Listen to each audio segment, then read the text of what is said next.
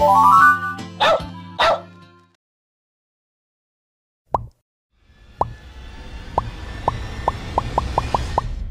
I think we need to gather ourselves here. Hello, my name is Emma. Monster High, a huge part of mine and a lot of others' childhoods. I have fond memories of this franchise and the creative spin it put on the doll market at its peak popularity. These dolls were very different comparatively to what was on the market at the time and played off that well in marketing. The gimmick with these ghouls was that they were all the children of well-known monsters and cryptids. This lended to a lot of really thought out and beautifully designed characters. Well, you know, for the most part. All good things must end eventually, though. Monster High, throughout its long run, would slowly lose quality as a lot of doll lines would. If you start seeing ballet dolls on the shelves, it's close to the end, okay? Monster High died out and its dolls quietly left the market. There would be a very short and very controversial reboot. It was not well received and due to poor sales died out very quickly. We won't be touching much on that today since it's pretty irrelevant to this video, but it's there. There it is. After that, the franchise seemed to go radio silent. No news, no more new dolls on the shelves. As nostalgic fans started itching for some more, Monster High re-releases of the main 5 did hit the market once more, along with some limited editions sprinkled in there. But some wondered if Monster High would ever come back for the new generation who never got to experience the magic the older fans did. That question got answered very soon with a brand new line of dolls, with brand new designs, new spins on old characters, and a major flood of hate. Okay, yeah. These designs were different. Some were very different, but were they as bad as people were making them out to be? Debatable. But for the most part, no. They're cool. They have varying body types and very saturated colors and brand new face molds that are very beautiful, by the way. Compared to the dolls on the market nowadays, they fit in very well. So many people love them and so many people hate them with a passion. So where do I fall?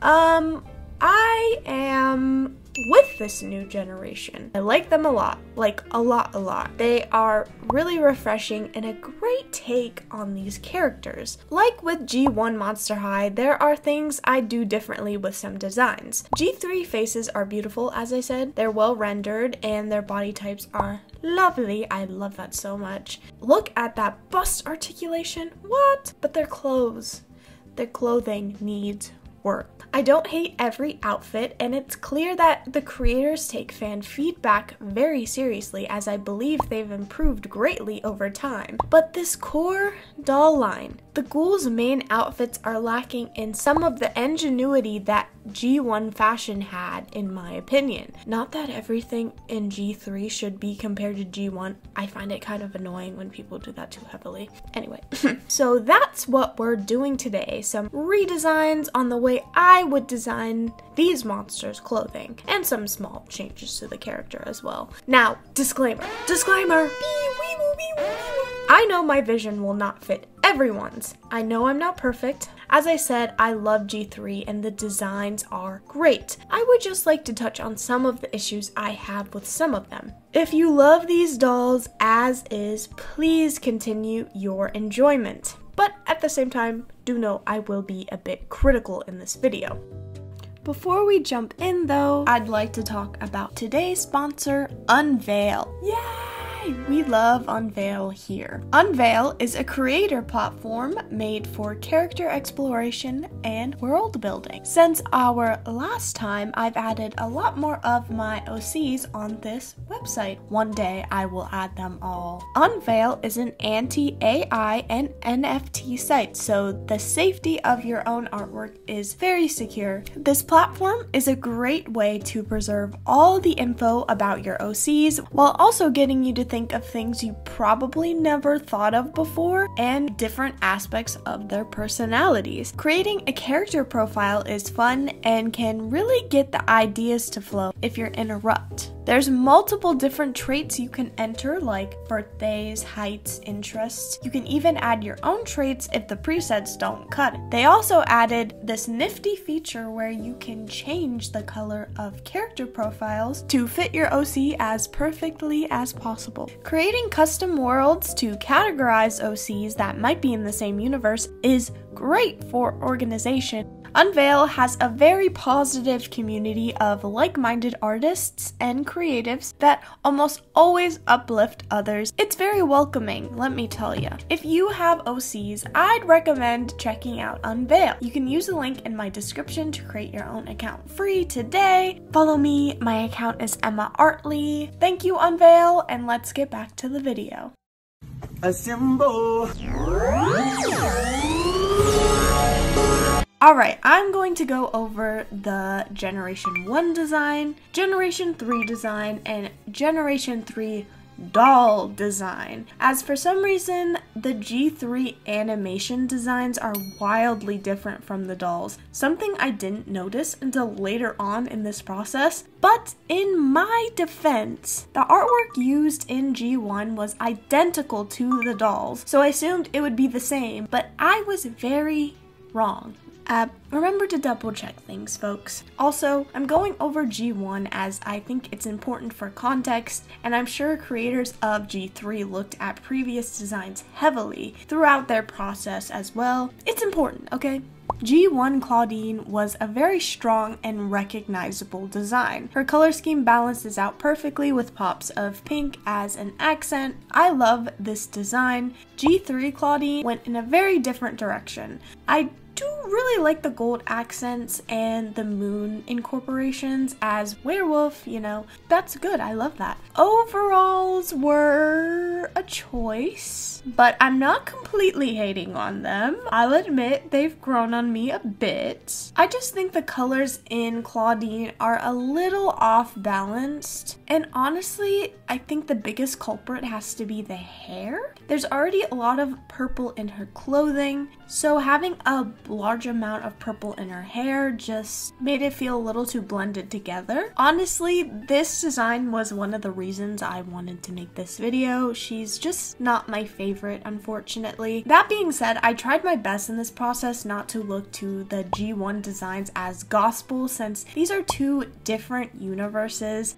What older fans failed to understand in a lot of instances is that these dolls are going to be different. Styles have changed and ideas have changed since the original. Maybe they don't hit all the time, but when they hit, they hit. I mean, just look at Abby. That one's good. Back to Claudine. I've seen a lot of people point out and say they took away Claudine's quote, slay. I gotta agree a little bit. Look, change is fine, but it's clear that even the creators were struggling to find what this character is. Compared to the others, Claudine's looks seem to vary heavily in what she wears. In her doll form, she comes with a fur coat, which is often taken away and doesn't exactly fit with the rest of her outfit.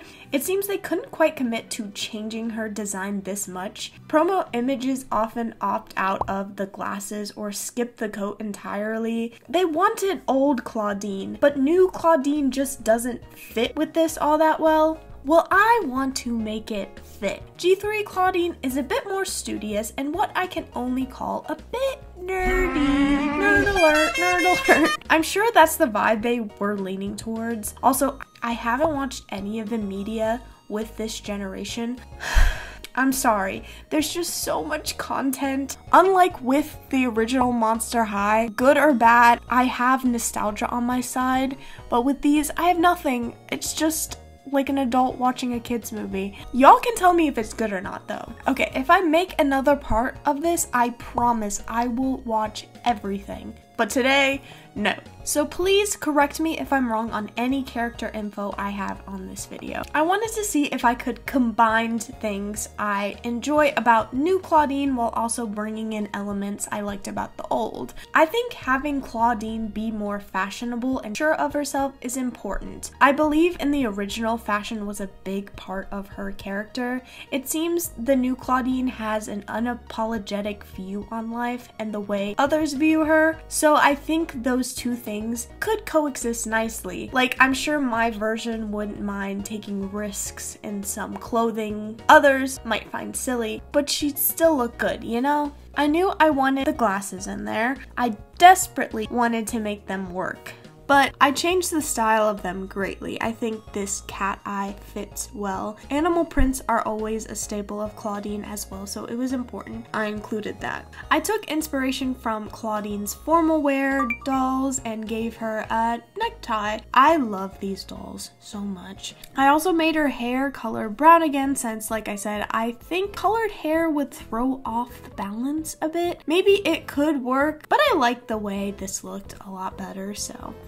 Also, I got these new hairbrushes from Vigalia. Check them out. Their brushes are so nice and very helpful for different hair textures. Mwah. Love. Here she is. The jacket and glasses are still removable, of course, but I feel I blended elements of each design that made them strong while putting a new spin on Claudine. I like this one.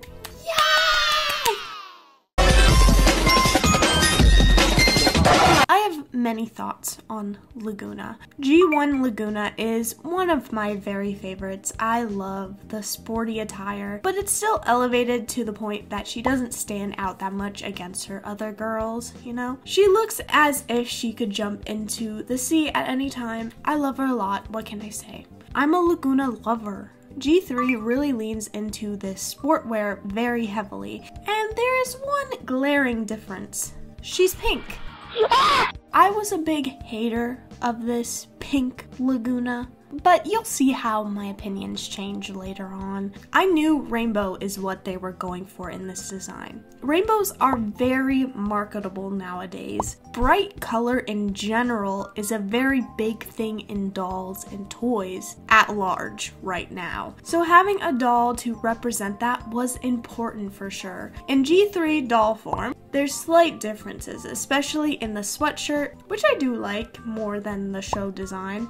On to my design. At first, I was going to make Lagona blue again. I had it all sketched up, but putting all my mock-ups together made me realize, oh no, this is not going to work at all. There's just too much blue. Excluding Draculaura and Claudine, two characters already have blue as being a very prominent feature in their designs. Now, this isn't particularly a bad thing, but when designing something like dolls, generally it's good to have characters that might have a specific color scheme. Like, if you're a kid that likes purple, get Claudine. If you like pink, get Draculaura. Lagona being blue was redundant, and I never thought in a million years I'd say something like this. This is wild for me, and I think this is a problem the G3 creators probably ran into. So I threw in the towel. She must be pink. She must be pink. Now, I must admit, I'm a little biased. I don't really like athletic wear. I think it's a bit too casual, and I wanted to get away from that. So I went more towards a beach theme. It still fits Lagona and the environment she would be in, of course, but it's a big difference for sure. I wanted her swimsuit to be a main staple in her design, so it's very easy for her to just jump in the water whenever. The G3 doll does give her a separate swimsuit, but in my opinion, it felt like a bit of an oversight. Like, they wanted to make her look sporty, so they went for that instead of thinking of how she would be associated with the water and how that would affect her clothing. I also got rid of her colorful hair. I do like it a lot. I just think it would be too busy with the outfit I designed. I knew rainbow was the goal. The more color, the better, but still cohesive, you know? I also gave a similar textured hair to G1 since I felt hair texture variety was missing a bit. It seems everyone but Claudine has long straight hair, so I wanted a bit more flair. I did add a blue gradient to her arms as well, since the original has that gradient at the feet. I'm not sure why they made it clear though on the doll. I guess it's just kind of cool, but it just feels kind of random. I directly took these octopus sandals as I think they're so precious and creative. For the cover up, I did a ocean water pattern. I'm a sucker for stuff like this. I can't lie. I gotta say, out of all the designs in this video, she is my all-time favorite. And I started out as a pink Lagona hater, so this is saying something. Frankie, they kicked my butt. They kicked my butt. I struggled bad with this one. I'm not sure why. I think it was just a challenging design to juggle. There's a lot of things going on with Frankie. G1 Frankie is very nice. Actually, if you look at the three main girls, Frankie, Claudine, and Draculaura, they all share the same skirt pattern, just with variations in tops. I didn't even realize this until I started making this video. I guess they did a pretty good job at differentiating enough. I don't have much to say about Frankie other than she's cool. She's cool. Thumbs up. G3 Frankie, they play up more saturated colors again, and because of copyright reasons, Frankie is now blue, and they removed their neck bolts, but they got a cool prosthetic leg now. I do love this addition, and I think it does add a lot of character. Now, I don't see a lot of differences between show and doll Frankie in G3, so we'll just go over the one. I don't know. I'm conflicted on this one, guys. At first, I hated their clothing, but I do see the vision now. I do really love the shaved side of the hair, but don't get too attached to that. It's not staying. I feel like they wanted to go more wild with Frankie, but pushed back, so they're kind of in this weird state of looking unique, but falling in line with the other girls, which feels a little too samey. There was a problem with this doll as well, since the clothing didn't quite sit right, making them look really scrunched and like they didn't have a neck. Maybe that was intentional, just poorly executed, but I'm gonna take that idea and run. I had a very clear fashion inspiration for this design, 80s new wave. It's perfect for Frankie, this colorful, bold, eclectic fashion style. It was such a perfect fit in my mind, I just couldn't get it to click. I felt because the clothing was going to be the main staple, I had to make the hair short. I know with fashion dolls, the main feature a lot of the time is the long hair. Kids like to play with it. But I'll just say, justice to the short hair dolls. Monster High before wasn't afraid to commit to those designs, but now Coralie has conflicting canons between doll and show because they didn't want to give her a short-haired doll. That kind of stuff bugs me a little bit. I gave Frankie this angular, jagged bob to replicate lightning bolts. To give them a more angular silhouette, I went for a big jacket with shoulder pads to lengthen their tall form. One thing I do wish they played around with on Frankie in G3 was these different colored skin patches. It's such an interesting visual. I get maybe it's hard to produce in a doll, but imagine that, it would be so cool. So I had to add something like that. This one was a struggle,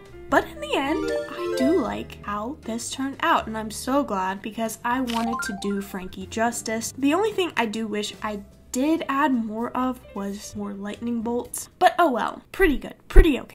Okay, Cleo, truth or scare?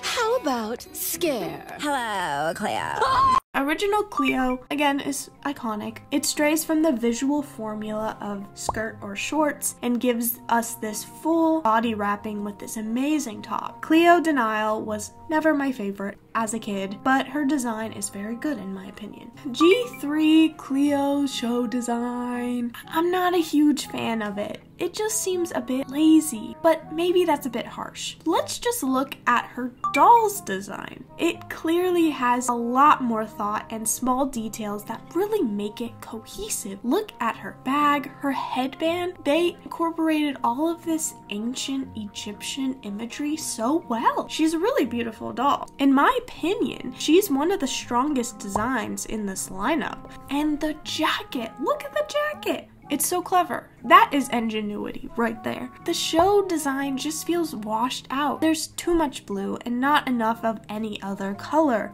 I'm just not sure why they changed it so heavily. Most fans' biggest criticism with this doll is the hair, since the color scheme looks a lot like Cleo's sister Nephra in G1. But come on guys, this is a different universe. Who knows what Nephra looks like? Oh, she looks really similar. Well, they are sisters. Anyway, on to my Cleo. Okay.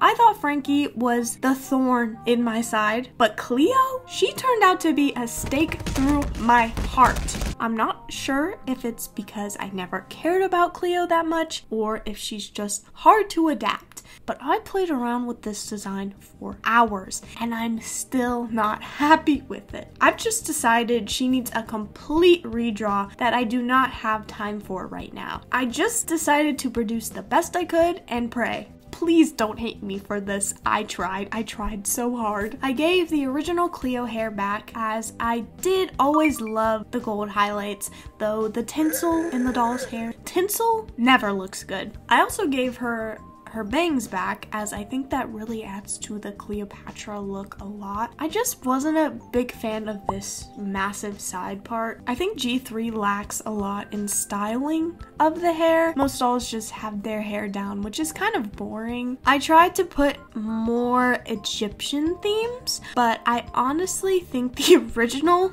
did a better job at that than me. If I ever went over this again, I'd probably take more from the OG. I just had it in my head that I wanted to make this one different. I guess I bit off more than I could chew. Oh yeah, did you guys notice that I've only used the original poses of the girls? I just thought it'd be fun nods to the originals, and the poses are right there. I mean, they're dynamic enough. I like them. I did add one more accent color of purple. In my head, it worked well. Execution? Maybe not. Sorry guys, I'll take an L on this one.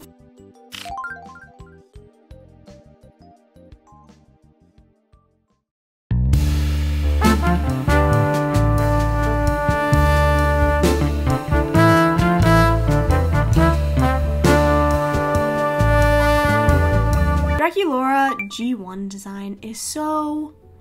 it plays into that classic Dracula look, but also modernized it. I do love this design a lot. G3 Draculaura is actually my favorite doll in this line. There's not much I'd change about her. Honestly, she's just... oh, I love her so much. Her body type is my favorite as well. It's so nice to see different bodies represented in a nice way. The show version of Draculaura changes quite a lot about the doll version, which I'm disappointed about because I love the clothing on the doll so much more than the show. It's not that different at its core, but a lot of the elements I really enjoyed are taken away in this design, so... Yeah, we'll touch on that very soon. The only problem I have with this Draculaura has to do with the lore of this universe. Draculaura is a witch.